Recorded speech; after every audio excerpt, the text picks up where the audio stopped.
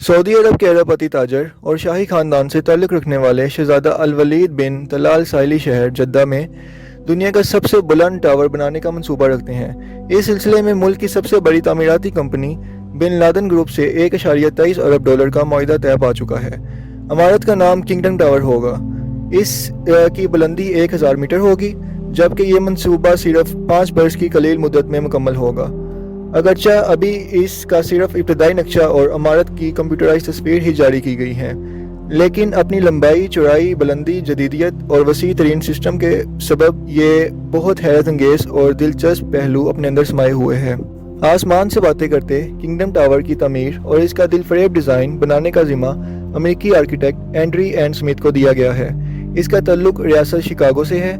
ये वही 67 साल इंतहाई तजर्बाकार और माहिर आर्किटेक्ट है जिन्होंने दुनिया के इस वक्त तक की सबसे बुलंद तरीन टावर बुर्ज खलीफा को डिज़ाइन किया है। शहजादा वलीद की ख्वाहिश है कि किंगडम टावर जैसी कोई और इमारत पूरे मशरकी वस्ता में और ना हो। किंगडम टावर की लंबाई 3000 फुट या 1000 मीटर बुलंद होगी। अभी तक दुनिया की कोई भी इमारत इतनी बुलंद नहीं। दुबई का बुर्ज खलीफा 828 मीटर बुलंद है, जबकि किंगडम टावर में बुर्ज खलीफा से 50 मंजिलें ज़्यादा होंगी। लिहाजा इसकी हैरत अंगेज बुलंदी का अंदाज़ा लगाना कोई मुश्किल नहीं।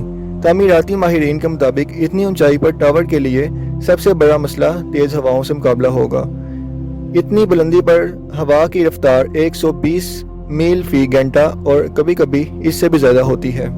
इस हवाले से एंड्री एंड स्मिथ का कहना है कि टावर को इस अंदाज से तमीर किया जा रहा है कि हवा इमारत के हर हिस्से में दाखिल होकर इमारत को बगैर नुकसान पहुंचाए दूसरी तरफ से निकल जाएगी। पूरी इमारत को 3 अलग-अलग बुनियादों पर खड़ा किया जाएगा और इमारत ऊपर से नीचे की तरह स्लोप्स की शक्ल में होगी। शहर में 4 होटल्स, मुख्तलिफ अपार्टमेंट्स, दफातर और ऊपरी मंजिलों पर 3 लॉबीज तमीर होंगी। इसके साथ साथ 157वीं मंजिल पर एक ऑब्जर्वेशन डेस्क भी बनाई जाएगी, जहां से सयाह शहर भर का नज़ारा आसानी से कर सकेंगे। अभी तक दुनिया में कोई भी ऑब्जर्वेशन डेस्क इस कदर बुलंदी पर मौजूद नहीं। डेस्क की चौड़ाई 80 फुट रखी गई है। इस डेस्क को डिज़ाइन करते वक्त यहाँ एक हेलीकॉप्टर लैंडिंग प्लेटफॉर्म भी तमीर करने का मंसूबा था, लेकिन कुछ माहिर पायलट्स ने राय दी कि इस जगह लैंडिंग नहायत रिस्की हो सकती है। लिहाजा डिज़ाइन के आखिरी मरले में हेलीकॉप्टर लैंडिंग प्लेटफॉर्म का आइडिया तर्क कर दिया गया। सऊदी अरब में जायदाद की खरीदो फरोख्त से वाबस्ता अफराद का अंदाज़ा है कि किंगडम टावर में एक अपार्टमेंट की कीमत कम से कम 30 लाख सऊदी रियाल या 8 लाख अमेरिकी डॉलर के मसावी हो। किंगडम टावर की 163 मंजिलें होंगी और इतनी मंजिलों तक पानी पहुंचाने का बेऐब मंसूबा किसी कमाल से कम ना होगा। किसी भी हंगामी सूरत में इमारत से निकलने के लिए हर 20 फ्लोर पर एमरजेंसी रूम्स बनाए गए हैं, जहां इमारत से इनखला तक के लिए इंसानी जानों की हिफाजत के लिए हर मुमकिन चीज़ दस्तयाब होगी। एमरजेंसी की सूरत में इमारत से निकलने के लिए खसूसी प्लानिंग के तहत एलिवेटर्स भी नस्ब की जाएंगी। इमारत की दीवारें कंक्रीट से तमीर होंगी, जबकि हर दीवार की चौड़ाई 2 फुट रखी गई है। इस तरह अगर खुदा न खास्ता इमारत में कभी आग भी लगी तो ये फैल नहीं सकेगी।